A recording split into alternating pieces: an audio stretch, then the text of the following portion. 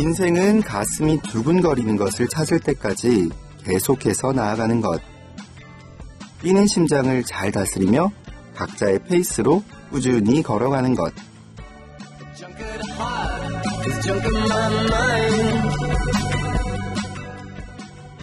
이혜경님의 저서 눈물을 그치는 타이밍 중에서 읽어드렸습니다. 여러분은 무엇을 할 때 가슴이 두근거림을 느끼시나요? 저는 바로 지금 여러분과 함께 할 때입니다.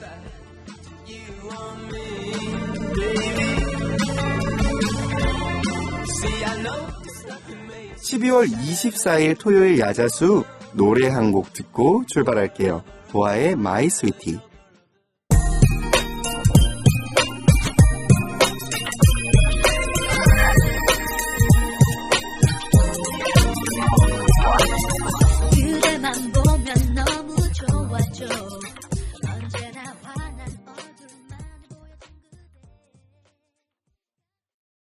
여러분, 미리 크리스마스! 야자수의 진행을 맡은 장재열입니다.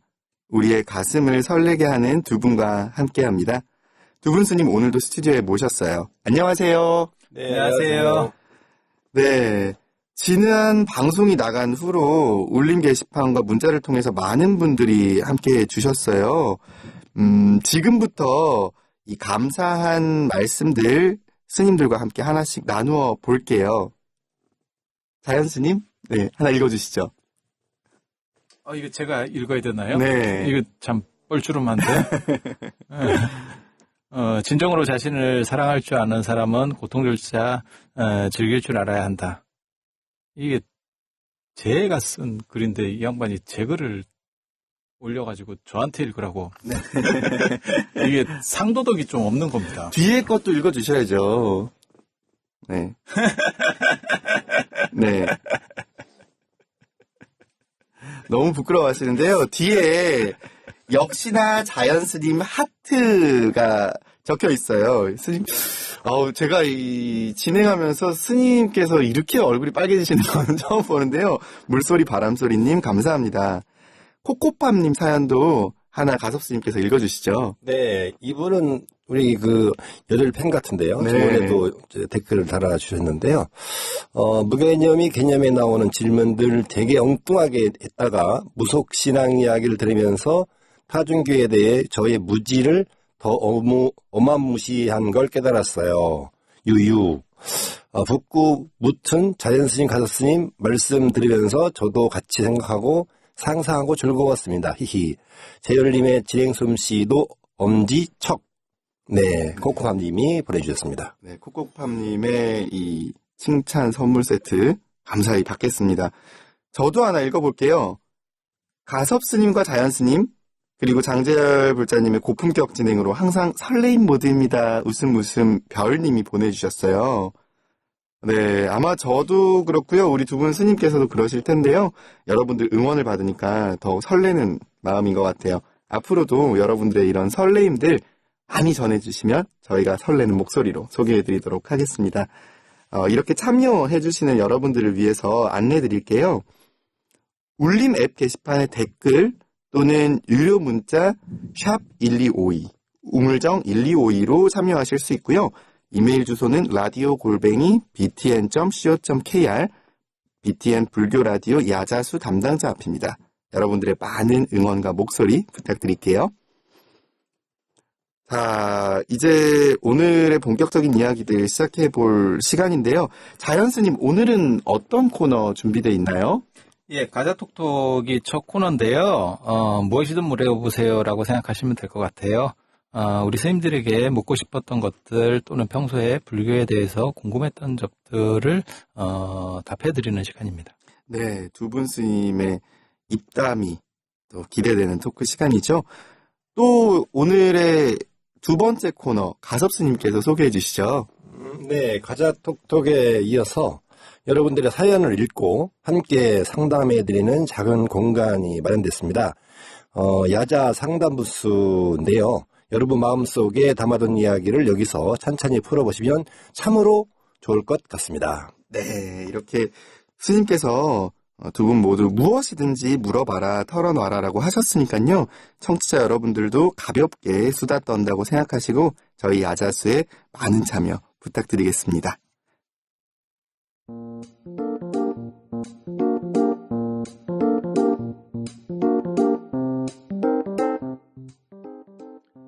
스님들께 대놓고 물어보고 싶은 이야기.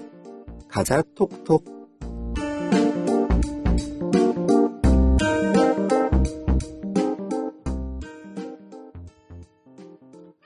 토요일의 메인 코너죠. 가섭 스님의 가, 자연 스님의 자 합쳐서 가자 톡톡, 줄여서 가톡. 자, 이제 본격적으로 가자 톡톡 진행해 볼 텐데요. 방송을 듣고 계신 오늘은 12월 24일, 일주일 뒤면 올해의 마지막 날이에요. 그래서 준비해온 송년 특집 야자수인데요. 오늘의 토크 주제는 연말연시 스님들은 무엇을 하시나요? 라는 주제로 준비해봤습니다. 보통 우리는 연말을 맞아서 송년회라던가 가까운 사람들과 함께 시간을 보내죠. 새해 계획도 세우고요. 스님들께서는 어떤 연말연시 보내실지 궁금하네요. 여기서 질문 하나 나갑니다. 연말연시에 스님들도 가족들을 찾아가나요? 평소에는 찾아뵐 일이 많지 않을 것 같은데요. 스님들도 연말을 찾아 가족이나 친척들을 찾아가시는 일이 있나요? 아니면 도반 스님과 시간을 보내시는지요? 무엇을 하세요? 라고 질문 주셨습니다. 정말 뭐 하시는지 좀 궁금해요. 연말에는 이제 가족들을 찾아가는데 네. 그 가족들이 이제 이 속가 가족들이 아니고 네. 네, 출가해서 이제 형성된 같은 승가 내에 있는 이제 선배 스님들이나 아니면 뭐 원사 스님이나 네. 뭐 도반들 이렇게 새해 인사도 하기도 하고 네. 뭐 안부를 묻기도 하고 뭐 또 그 새해를 마무리하지만 또 새해를 새로 준비해야 되는 기간이기 때문에 성구영신의 개념으로 가진 인사도 하고 그러죠. 네. 그렇군요. 자연 스님도 비슷하신가요? 아니, 저는 잠수를 탑니다. 아, 잠수를 타신다고요? 예. 왜요? 연말연시에 다이빙 하세요? 그 소임자나 뭐 이런 분들은 네. 다 이렇게 뭐 어떤 모임 같은 거 이런 것들이 좀씩 잡히거든요. 네네. 그런데 그렇게 많이 잡힐 때는 사실 안 가도 표가 안 나요. 그렇죠. 그리고 이게 다른 사람을 조금 이렇게 따라잡거나 안 그러면 앞서가려고 하면 네. 원래 그 대학에서도 제가 그렇게 학생들한테 얘기해 주거든요. 1학년 때 공부해야 된다. 3, 4학년은 거의 악발이 없습니다. 다 하는 시절이에요. 맞아요. 어느 정도 공부하죠. 이상 하는 시절에서는 변별력이 안 나오거든요. 네. 그래서 남들이 약간 풀어졌을 때 잠수 타고 그때 약간 노력을 하면 그때 2배의 효과 이상이 납니다. 그러면 자연 스님은 연말에 학문 정진을 하신다는 말씀이신가요? 이제 그렇게 너무 몰아가면 이게 네. 조금 분위기가 안 좋아지니까. 근데 부럽네요. 저는 연말에 네. 굉장히 바쁘거든요. 뭐 복지관 행사도 많으실 것 그렇죠. 같아요. 이제 보통 이제 산중에 계시는 스님들은 이제 동안고 중이니까 네네. 그 안에서 이제 시간들을 보내시겠지만 네. 저희처럼 나와서 이제 대외 사회 활동하는 스님들은 이제 기관장 맡고 있기 때문에 네. 새해 그 사업 계획을 새로 짜야 되고 맞아요. 뭐 이렇게 그런 시간들을 보내야 되기 때문에 굉장히 바빠요. 그래서 그 잠수 탈 수 있는 자연 스님 무지하게 부럽습니다. 그렇네요. 정말 그 두 분이 하고 계시는 또 이 어떤 분야에 따라서 완전히 다른 것 같기도 한데 저는 개인적으로 그거 하나 궁금해요. 어쨌든 스님들께서도 송년 모임을 하시긴 하시는 거잖아요. 그럴 때 그렇죠. 모이시면 네. 어쨌든 저희 제가불자들은 사실 많은 부분들이 음주와 함께 이렇게 이루어지는데 그러시진 않을 것 같고 어떤 분위기에서 어떤 말씀들 나누시는지 좀 궁금해요. 송년회, 스님들의 송년회 어떤 느낌인지. 그 스님들 송년회라 해서 특별하게 이렇게 그 하지는 않고요. 네. 스님들은 이제 만나면 차를 많이 마시죠. 네. 이제 예를 들면 뭐 그 보이차라든지 이런 게 차, 네네. 네 그런 차들을 많이 마시면서 그간에 이제 그 있었던 그런 이제 이야기들 많이 주고받고요. 그 차담을 많이 나누죠. 네 그러면서 그동안은 이제 얼굴 못 봤던 걸 보고 반갑기도 하고 그러니까 그런 시간을 보내고요. 가무나 뭐 음주나 이런 것들을 가지는 네. 그렇게 할 수 있는 환경이 아니니까요. 그렇죠. 네. 네. 그러면 어떻게 보면은 이 정말 음주 여부가 다를 뿐이지 송구영신 하시는 거는 똑같군요. 근데 이제 그런 것들에 큰 의미를 두지는 않는 것 같아요. 그러니까 스님들의 기본적인 이제 이 생각, 마인드 자체가 네네. 연말 연시라고 해서 특별하게 이런 것들에 대한 이제 어떻게 보면 시간을 이해하고 이런 네네. 것들에 대한 개념들이 조금 다른 것 같아요. 그거 네. 자체가 조금 아주 크게 이렇게 뭔가 날짜를 잡아서 만나고 이런 거라는 개념을 크게 우리가 안 갖고 이제 계시는 거군요. 1년을 마무리하면 좀 뭐 아쉬움도 있고 네. 또 새해를 맞으면서 뭐 예를 희망도 품기도 하고 이렇게 네. 이제 계획을 잡기도 하고 그러지 않습니까? 네. 근데 스님들의 일상을 들여다보면 그런 움직임들의 마음적 움직임들이 그렇게 크게 거기에 따라서 시간의 흐름에 따라서 그렇게 하진 않는 것 같아요. 그게 어떻게 보면 승가나 스님들의 어떤 특징이 아닌가 싶어요. 네. 몰랐던 부분을 또 알게 되네요. 자연 스님은 잠수 타시면 이렇게 연락이 막 빗발치거나 하진 않으세요? 아니, 원래부터 연락은 잘 안 옵니다. 그리고 제가 늘 생각하는 게, 제가 빠져도 지구에는 아무 일도 없다. 이 생각을 언제나 하고 살기 때문에 그런 준비 자세만 있으면 네. 아무 문제는 없어요. 그리고 이번엔 잠수 타기가 좀 어려울 것 같다. 그러면 이 시즌을 맞춰서 인도를 갑니다. 그런 방법이 있군요. 예. 그래서, 성도제일쯤에, 지금 출발하면, 네. 성도제일쯤에, 부다가에 들어가요. 그렇겠네요. 예, 그런 정도가 되거든요. 그러면 굉장히 이제 의미 있게 되고, 그 다음에 연말연시도 알차게, 네. 예, 보낼 우리도 수가 따라가서 현지 가서 한번 녹음해서 오죠. 좋은 것 같아요. 네, 부다가에 가서 녹음해가지고. 피디님, 우리 한번 가나요? 로케 가나요? 여러분, 머지않은 시기에 우리, 해외 로케로 한번 찾아뵙도록 하겠습니다. 네. 피디님이 식은땀을 막 뻘뻘 흘리시는데요. 네. 경비는 사비로 가라고 지금 막 회사 비용. 다급한, 사비가, 회사 비용인 거죠? 회사 비용인 거죠. 네. 제가 이렇게 자연 스님이 계시니까 아니면 든든해요. 뭐 절사자가 될 수도 있고. 네, 절사자가 되든지 회사가 되든지. 네네. 알겠습니다. 자, 이쯤에서 한 박자 쉬어갈게요. 김범수, 박정현의 하얀 겨울 듣고 오겠습니다.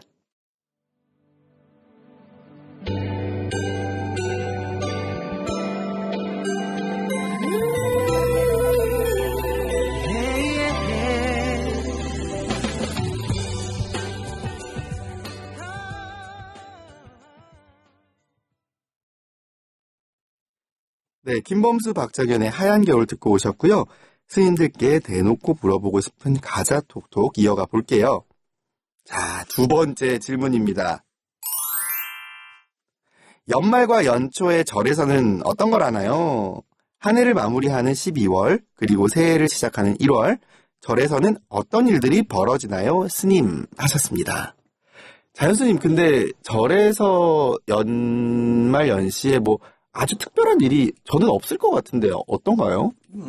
새맞이 행사, 새해맞이 행사, 해돋이? 네네네. 이런 정도 외에는 없습니다. 왜냐하면 절이 음력을 그쵸. 쓰기 때문에. 네. 그래서 개인적으로 사실 제가 가장 안타까워하는 것 중에 하나가 예전에 그 전두환 대통령 때 양력 음력을 통일하려고 했었던 적이 한 번 있었어요. 정말요? 예, 그러다가 이제 그러니까 음력을 없애는 거죠. 그쵸, 양력으로 양력으로. 전부 다 통일하는. 네. 근데 그런 식으로 진행되는 게 국가적으로는 굉장히 도움이 됐을 거다. 왜냐하면 연말 연시부터 시작해서 좀 지나면 음력설이 맞아요. 다가오고 그 다음에 또 음력 대보름까지 해가지고 사람들이 계속 이렇게 풀어져 있어요. 뭔가 연말, 들떠있죠. 그 다음에 시무시, 네. 그 다음에 새해 계획을 세운다는 동안 계획 세워도 어차피 계획 끝나기 전에 또 연말이 가요. 맞아요. 네.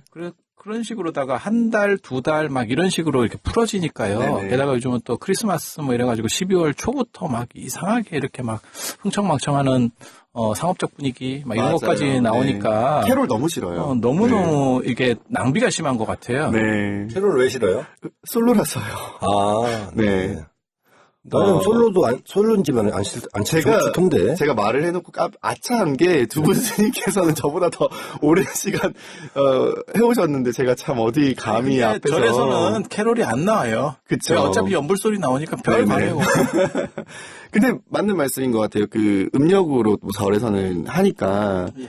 이 1월 1일 2017년 1월 1일, 2016년 12월 31일이 큰 의미가 없을 것 같다는 생각이 들고 대중들을 위한 해맞이 행사 정도가 있다라는 말씀이신 것 같은데 근데 가섭스님 이런 지금 자연스님께서 해주신 말씀이 모든 절의 일반적인 모습인 거죠. 그렇죠. 요즘에는 이제 신도를 중심으로 해서, 네. 신앙 활동 중심으로 해서 활동들이 여러 그 프로그램들이 운영이 되기 때문에, 그런 이제 새해를 맞이해서 새롭게 계획하고, 또 서원을 세우고, 네. 또 새로 발언을 하는 그런 프로그램들이 많이 진행이 되는 것 같아요. 그래서 1월 달에도 보면은 이제, 아까 얘기했던 그런 새맞이라든지, 네네. 또 철야기도라든지, 이런 걸 통해 가지고 하고요.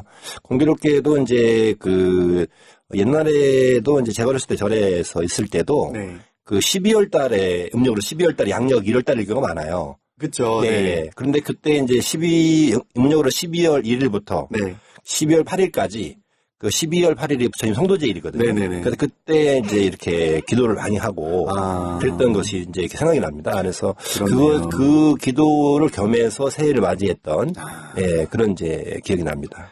그렇군요. 그러면 혹시 막 타종식 같은 건 안 하나요? 어떤가요? 웬만하면 큰절에서는 다 하죠. 타종식이 저는 그게 궁금했어요. 네. 저 종을 치는 거에 어떤 의미가 좀 담겨 있는가. 네. 그리고 저 총 치는 그 느낌들이나 이런 걸 봤을 때 저는 굉장히 의미가 있다고 느껴져서 인도에서부터 저것들을 하면서 건너온 걸까? 인도에서도 송구영신의 개념이 있나? 이런 궁금증이 좀 들더라고요. 아니, 인도에서 뭐, 종이라고 하는 그런, 네네. 우리가 생각하는 그런 종은 없어요. 아. 저런 거는 이제 중국에서 처음 만들어졌고요. 네. 우리나라 양식은 사실 굉장히 독특한, 그러니까 에밀레 종이나 뭐 이런 것들이 있잖아요. 우리가 떠오르는, 그거는 굉장히 독특한 방식이에요. 범종이라고 하는. 그래서 그거를 네. 한국종이라고 하는 한국종이라고요? 학명 자체가 있어요. 그래서 아. 동아시아 종 중에서도 가장 대단한 종입니다. 아예 그 학명이 한국종이군요. 예. 동양종하고 서양종의 이제 차이는 아시겠지만 안에서 치느냐 밖에서 치느냐의 차이가 네네. 제일 크고요. 높게 거느냐 낮게 거느냐의 차이예요. 그래서 네. 우리나라 종 같은 경우는 이제 밑에 쪽이 약간 오목하게 말려 있어가지고 네. 소리가 이렇게 웅 하고 울리는 거고요. 네. 서양종 같은 경우는 나팔 모양으로 돼 있어서 땡 하고 치는 거죠. 학교종이 땡땡땡 그건 서양종입니다. 만약에 그게 동양종이었으면 학교종이 웅웅웅 이렇게 했어야 되는 거고요. 네. 그리고 뭐 33번 치고 28번 치고 보신각에서 33번 치잖아요. 네, 맞아요. 사실 원래 그 보신각이 고종 때 만들어지거든요. 인의예지신 해서 네네. 동쪽에 이제 숭례문 동쪽에 흥인지문, 네. 남쪽에 숭례문, 그다음에 서쪽에 도니문, 북쪽에 숙정문, 네. 그다음에 중앙에 보신각 이렇게 해서 인의예지신을 맞춘 건데 네. 원래 그 보신각에 걸려 있는 종은 원각사 종이에요. 그렇군요. 그런데 그게 나중에 이제 기독교인들이 이제 반대하는 부분도 있고 이제 문화재를 보호해야 된다라고 네. 하는 이제 두 가지 명분 속에서 이제 족보도 없는 종으로 바뀌게 되는 거거든요. 그런데 그럼 지금은 바뀐 종인 거죠? 네, 바뀐 종이죠. 그게 80년대 말인가 90년대 초인가 바뀌었어요. 네. 80년대 말쯤으로 제가 기억하거든요. 그런데 그게 재밌는 게 33번 치는 게 네. 그게 부처님이 계시는 33천 도리천을 맞아요. 상징하는 거예요. 그 33이 이 33이군요. 예, 맞습니다. 그래서 그건 바꿨는데 이거는 사람들이 아직 모르는 겁니다. 모르니까. 네, 그래서 절에서 28번, 33번 치는 게 별자리. 네네. 사실 제가 그것 때문에 예전에 논문을 썼었어요. 이게 어떤 논문이요? 종 횟수. 횟수. 어떤 게 맞느냐에 네네. 대한 걸 막 추적하는 거거든요. 네. 그래서 33번 치는 거는 그 도리천하고 관계되는 게 뭐 100%입니다. 그래서 부처님을 별자리 28초. 별자리. 네네. 부처님의 부처님을 모신 곳이 수미산정이라고 옛날에 그렇게 해서 수미단이라고 하는 게 있어요. 네. 그래서 가장 높고 존귀한 데 모신다 이런 의미가 있어서 거기까지 이제 다 아우른다는 의미로 해서 33번 치는.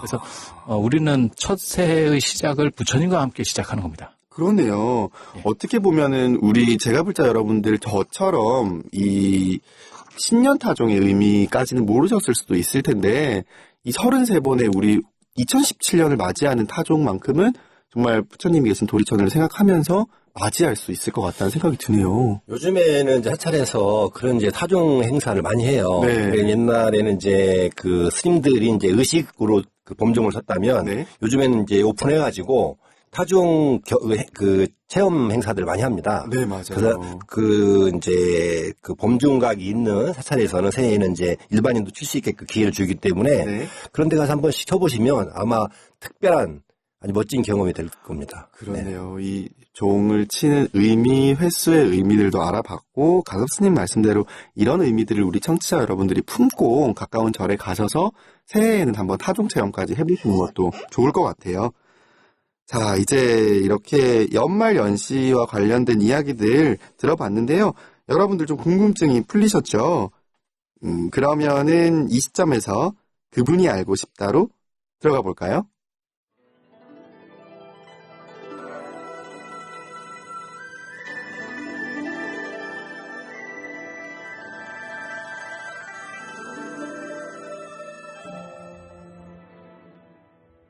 궁금한 이분, 대체 누군가요? 그분이 알고 싶다.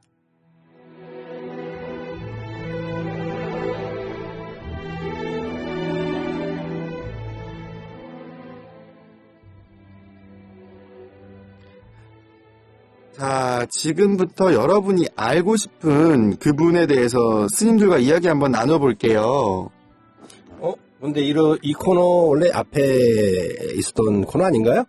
네, 맞습니다. 순서를 살짝 바꿨는데, 바로 눈치를 채셨군요.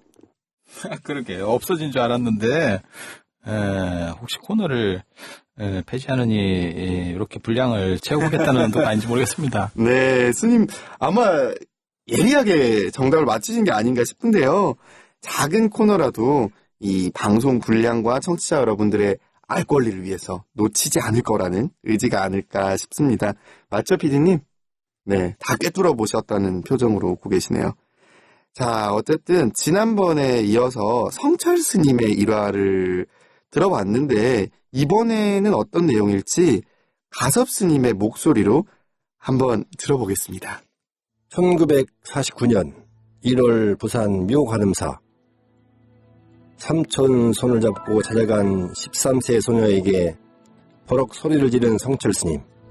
그 매정한 태도의 어린 소녀는 삼촌 우리 집에 가자 라며 획 돌아서고 맙니다.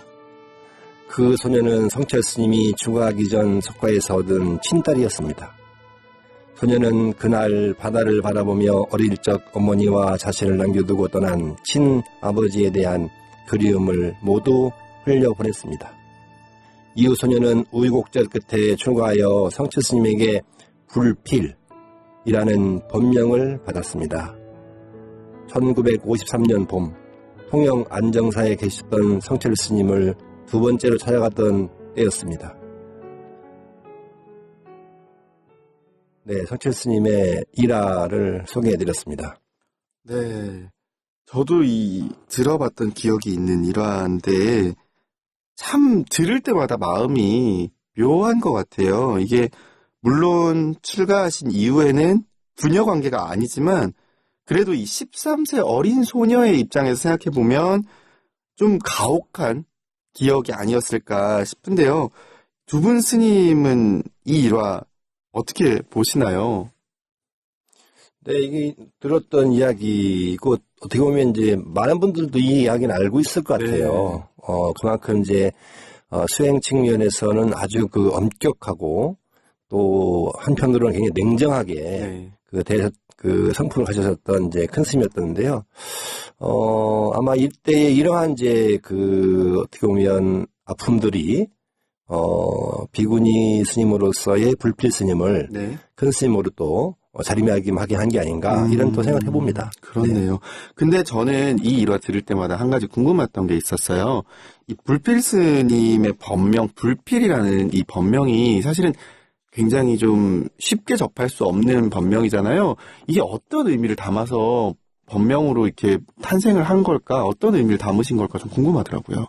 전공 필수가 아니다. 전공 필수가 아니다? 불필이잖아요. 네. 네, 그래서 그런 의미예요. 응? 반드시 필요하지 않다. 반드시 필요하지 않다. 이 반드시 필요하지 않다. 이게 이제 부처님도 네. 이제 부처님의 아들이 한 분 계시잖아요. 네네. 근데 그분의 이름이 라울라입니다. 맞아요. 네, 네. 라울라인데 그걸 이제 방해자, 네. 또 장애 이렇게 번역을 하기도 하거든요. 아. 아마 그런 의미로 네. 성철 스님도 본인의 어떤 그 혈육을 네. 인연들을 굳이 필요 있는 인연이 아니었는데 네. 라는 그런 의미로 불필이라고 했다는 얘기는 나중에 저도 들었습니다. 아, 이런 일화도 있다고 하네요. 하필이면 왜 불필이냐고 묻자 성철 스님께서 하필을 알면 불필을 안다라고 대답을 하셨다고. 저는 들을수록 더 아리송해지기도 하는데요. 네.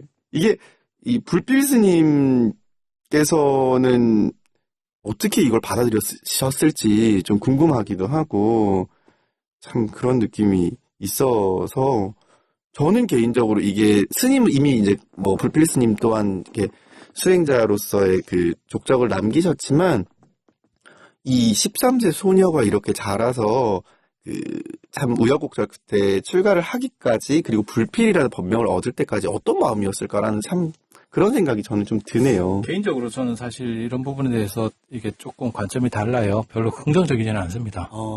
그러니까 왜죠, 이게 스님들마다 생각들이 좀 다를 수 있는데요. 네. 왜냐하면 가섭스님 같은 경우는 아까도 그 연말연시에 좀 바쁘실 수밖에 없는 게 가섭스님 기관장이고요. 네네. 저 같은 경우는 대부분 겸직 위주로 이렇게 찍기다시 비슷하게 있기 때문에 잠수를 타도 네. 그렇게 이렇게 딱 드러나지 않아요. 그러니까 네네. 장이 되면 잠수를 못 합니다. 그렇죠. 그래서 그런 관점 차이들이 이제 존재하게 되는 거거든요. 네. 근데 사실 라우라에 대한 붓다 그 얘기도 마찬가지고요. 네. 그것은 와전된 거거든요. 라우라가 장애물이라고 하는 뜻은 네. 라우라가 태어날 때 일식, 월식 같은 이런 식이 있었어요. 이클립스. 그래가지고 네네네. 그게 그러니까 인도에서는 라후가 아수라예요. 아수라 왕이 손으로 가리거나 입으로 그걸 먹으면 해와나 달을 먹으면 일식월식이 생긴다 그런 거예요. 약간 불길한 그러면 생각인가요? 그렇죠. 그래서 네. 그게 이제 기상이변이 일어나니까 그걸 이름을 따서 지은 거예요. 네. 그러니까 우리식으로 말하면 지금 일식, 월식 그런 이름이에요. 아, 그렇군요. 근데 해와 달에 장애가 있다 그러니까 그거를 드라마틱하게 극화시켜서 마치 부처님이 출가하려고 했는데 아들에게 장애물이라는 이름을 줬다. 이런 식은 굉장히 잔인한 판단이에요. 네. 그러니까 그거는 부처님 중심의 판단일 뿐이지 네. 실제로 그거는 아들 입장에서는 완전히 너무 이상하게 되는 거죠, 상황이. 네.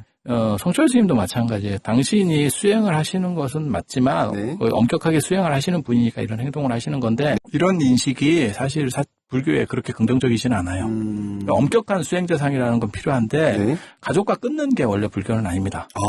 그런가요? 가족도 이끌고 가면서 제도해야죠. 그러니까 부처님도 마찬가지예요. 왕궁에 가셨고 네네. 왕궁에서 당신 가족들을 제도하시는 거지 네. 가족과 끄는 게 아니에요. 결연한 게 아니에요. 그래서 라우라도 출가시키고 나중에 무슨 야쇼다라 그다음에 맞아요. 이모도 다 출가시키고 네네네. 아버지 관도 매시고 이런 얘기들이 있는 거예요. 그러니까 사회와 완전히 단절된다라고 하면 지금 그러니까 이 시대에는 이러한 타당성도 있어요. 성철 스님 시대에는. 네. 하지만 지금 시대에 이렇게 되면 자식이 하나밖에 없고 이런 상황에서는 출가가 훨씬 어려워집니다. 그렇네요. 저는 이제 이거에 좀 약간 이제 동조하는 것 중에 하나가 네. 이제 이런 이제 불교에 대한 이미지, 네. 이런 고착하는 관념들이 네네. 지금의 불교를 너무 이제 어렵고 힘들고 또 내지는 그 현실을 떠난 네. 그러한 종교로 자리매김한 부분이 없지 않아 있다라는 거죠. 그러니까 저는 이제 철스님뿐만 아니라 그 법정 스님의 무수요라고 하는 네. 삶도 어떻게 보면 그 욕망에 대해서 그 여의고 네. 그걸 극복하고 변화시키면서 살아가는 삶. 이게 수행자인데 지금 이제 많은 사람들이 이제 수행자 그러면 그 정말로 그런 재정적인 거 하고 네. 내지는 이제 그런 생활 자체가 그런 거 전혀 상관없이 살아가는 맞아요. 그런 이제 그것을 이해할 게 많죠. 네. 그러다 보니까 이제 긍정적인 불교 어떻게 보면 기본 가치에 충실한 말씀이기도 하지만 그런 걸로 인해서 불교를 그 구현섬이 없다 보니까 또 다르게 오해하는 그러한 점도 그럴 있다. 수 있겠네요. 네네. 네, 정말 이 스님의 일화 하나가 한편으로는 참 많은 시사점을 주는 이야기가 아니었나 싶네요. 어쨌든 참 오늘도 이렇게 그 성철 스님의 이야기들을 통해서 스님의 일대기와 우리 또 그 모습들에서 바라보는 불교의 이야기들, 불교의 관점들까지 알아보는 시간이었습니다. 노래 한 곡 듣고 다음 코너로 돌아올게요. 임재범과 태희의 겨울이 오면.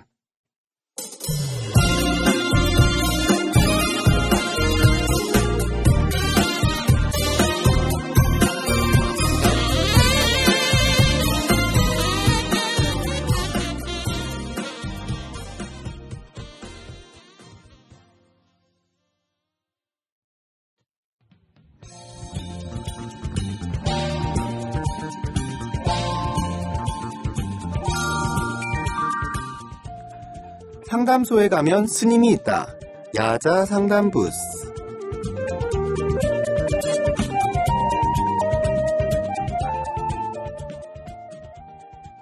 어서오세요. 여러분의 속 깊은 이야기 스님들과 함께 나누는 상담 부스입니다. 오늘은 어떤 사연이 와 있을까요? 스님 하나 읽어주세요. 네, 제가 한번 사연 읽어보도록 하겠습니다.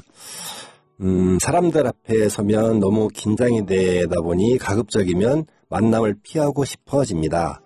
워낙 어렸을 때부터 소심하고 눈치를 많이 봤어요. 학교에 들어가면서부터 더욱 심해졌고요. 먼저 다가가지 못해서 친구도 별로 없어요. 20대 성인이 된 지금까지도 심하게 긴장하는 성격은 여전합니다. 사람들과 함께 있을 때는 주관이 없어서 늘 끌려다니는 편이에요. 제가 하는 말 한마디 행동으로 인해 상대가 어떻게 생각할지 걱정이 되고요.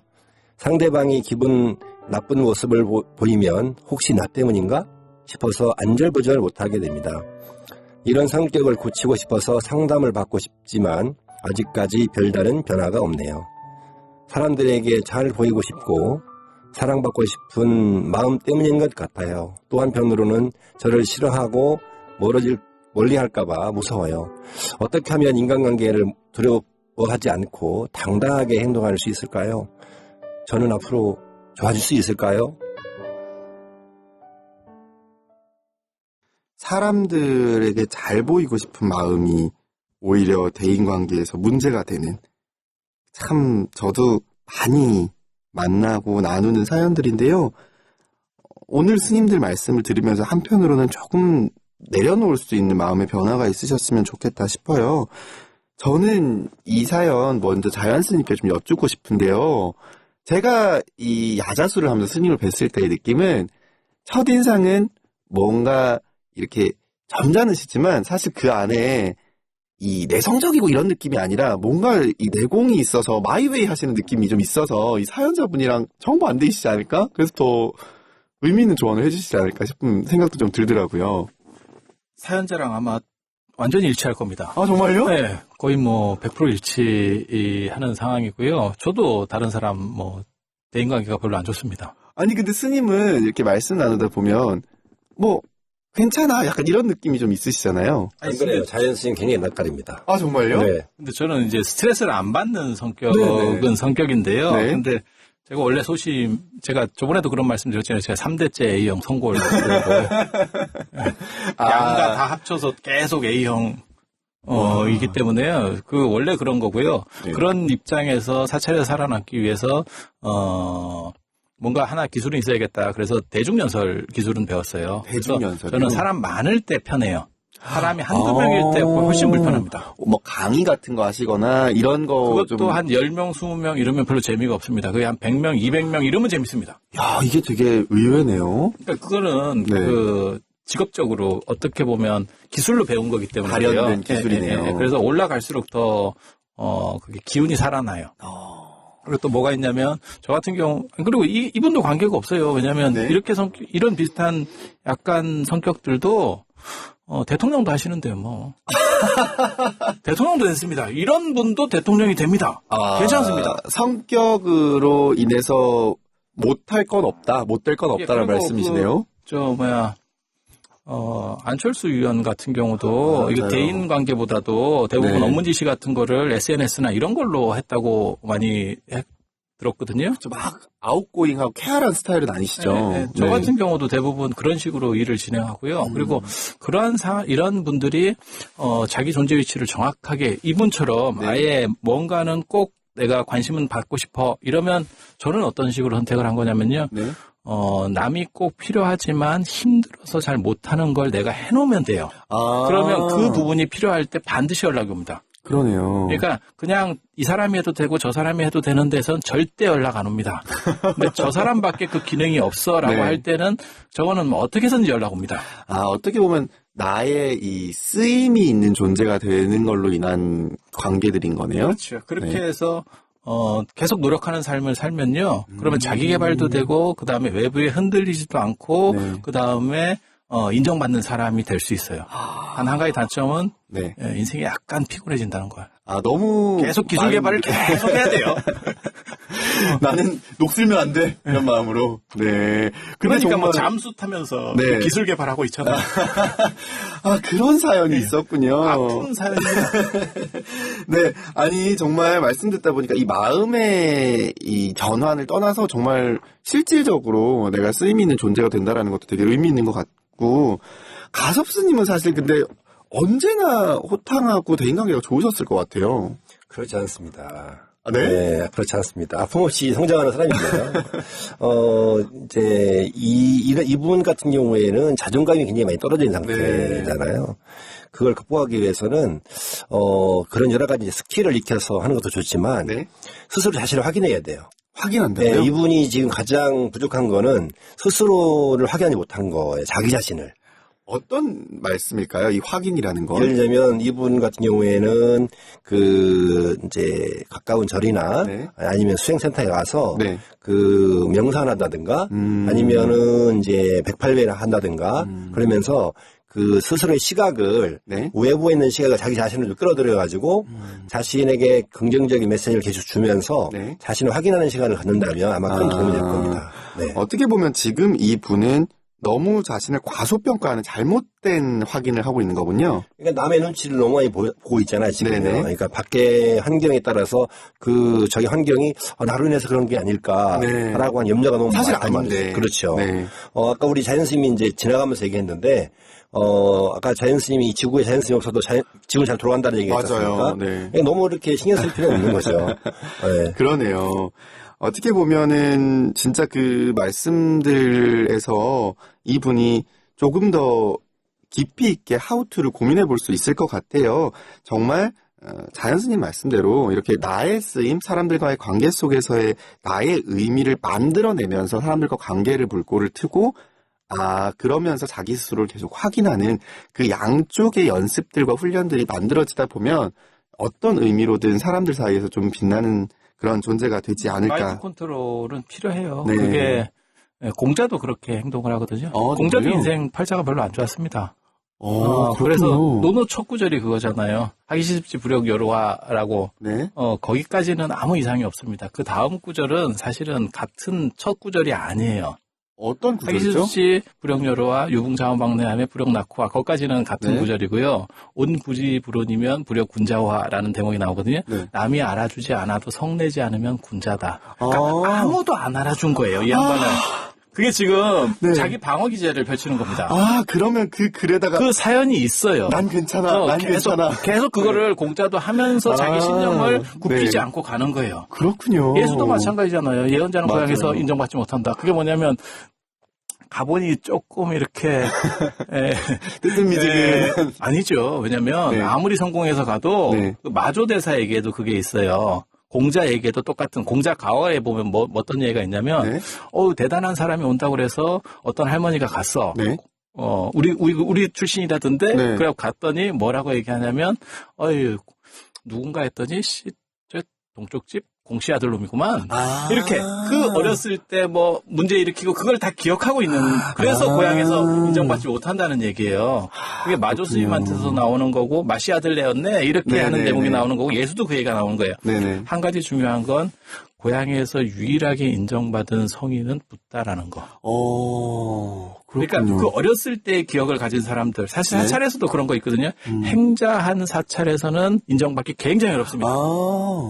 그럴 수 있겠네요. 어떤 건지 대충 느낌 오시죠? 네네네. 최대한 약점들이 너무너무 많이 노출되어 있기 때문에 그걸 극복하려면 10년 이상 걸립니다. 그래서 그러네요. 영간하면 행자한 사찰에서 오래 살지 마라. 라는 게 있어요.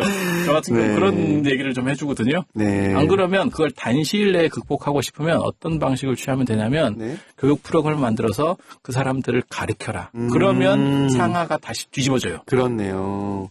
그 정말 기존에 있는 관계 속에서 조금 벗어나거나 새로운 관계를 형성하는 관점까지 한번 들어봤습니다. 이런 세 가지 행동과 마음과 관점 잘 융합하셔서 새로운 모습으로 다시 탄생하시거나 멋진 사람들과의 관계를 꾸려나가실 수 있기를 응원할게요. 저희는 노래 한 곡 더 듣고 올 텐데요. 저는 이 노래가 정말 듣고 싶진 않아요. 소심한 오빠들의 여자친구가 생겼으면 좋겠다. 여자친구가 생겼으면 좋겠다. 여자친구가 생겼으면 좋겠다. 정리 같지 않아도 가시 같지 않아도 내게 숨결 같은. 네, 외로운 저의 마음을 한껏 두드려준 방망이 같은 노래, 소심한 오빠들의 여자친구가 생겼으면 좋겠다 함께 하셨고요. 야자수는 여러분들 모두 아시겠지만 매주 토요일, 일요일 오후 2시에 방송되고 있어요. 놓친 분들은 같은 날 10시, 오후 10시에 재방송이 나가니까요. 참고해 주시고요. 다시 듣기 서비스로도 여러분들 만나 뵙고 있습니다. 울림 앱의 메뉴에 들어가서 울림 팟 다시 듣기를 클릭하시면 지나간 방송들 쭉 들으실 수 있으니까 많이 이용해 주세요. 네, 오늘 이제 마무리해볼 시간인데요. 자연스님, 내일은 어떤 코너들 준비되어 있는지 소개 좀 부탁드릴게요. 내일 크리스마스인데도 이거는 조금 반칙인데 여자수는 정상 영업을 합니다. 네. 그래서 일요일은 지난번에 이어서 특별 대담 야자설전으로 찾아오게 되고요. 여기서 설은 이야기설이 아니라 눈설자라고 합니다. 네. 저도 처음 알았습니다. 그러게요. 그러게요. 이게 네, 왜 그럴까요? 글쎄 내일 따져보시죠. 네. 네, 그다음에 스님들의 서리빨 같은 대담이 컨셉이라고 씌워져 있습니다. 그래서 그런 것 같습니다. 이게 그래서 참, 네. 썰이 아니라 설로 네. 썰전이 아니라 야자 설전이 아니라. 예, 네. 이렇게 꼭 읽어달라고 그렇게 돼 있네요. 네. 그래서 여느 때처럼 무개념이 개념 코너도 빠질 수가 없고요. 그 다음에 어떤 개념 없는 질문이라도 여기서는 환영을 합니다. 그래서 이런 질문도 괜찮나 하는 걱정은 접어두시고요. 제가 개념 넣어서 많이 정리해 드리도록 하겠습니다. 네, 감사합니다. 여러분들 들으셨죠? 어떤 질문이라도 걱정하지 말고 보내주시면 우리 두 스님께서 개념 정리 착착 해주시도록 하겠습니다. 12월 이제 다 가고 있네요. 깊어지는 겨울밤 추위가 정말 심합니다. 감기 조심하시고요. 종교를 뛰어넘어서 모두 행복한 내일 맞으시길 바래요.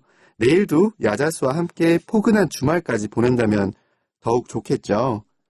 마지막으로 올해도 담담하게 크리스마스를 맞이하는 우리 1000만 솔로 부대를 위해서 그리고 저를 위해서 스님 두 분께서 훈훈한 위로 말씀 좀 부탁드리겠습니다. 네, 가섭스님 부탁드려요. 네. 너무 외로우지 마세요. 우리에게는 108배도 있고, 3000배도 있고, 여러 가지 수행정진에서 방법이 많기 때문에, 연말에 우리 MC께서 종교를 뛰어넘어 이렇게 얘기했는데, 네. 종교를 뛰어넘으면 안 되고요. 종교 안에서, 부처님 품 안에서, 네. 따끈따끈한 연말을 보내시기 바랍니다. 감사합니다. 저는 뭐 외로움의 크기로 보면 내일 한 3만 배 해야겠네요. 자연스님도 한 말씀 부탁드릴게요. 위로를 바라지 마시고요. 위로를 좀 해줄 수 있는 네. 그런 조건을 한번 만들어 보셨으면 그런 생각을 한번 가져봅니다. 네, 오늘도 관점을 바꾼 말씀 감사합니다. 두 분 스님들은 여기서 인사드리겠습니다. 두 분 스님 감사합니다. 네. 고생하셨습니다. 네. 끝곡으로요, 아리아나 그란데의 라스트 크리스마스 띄워드리면서 인사드릴게요. 지금까지 연출의 구이철, 구성의 박누리, 재능기부의 최웅지, 진행을 맡은 저는 장재열이었습니다. 내일 오후 2시에도 여기서 여러분들 기다릴게요. 야자수 그늘 아래.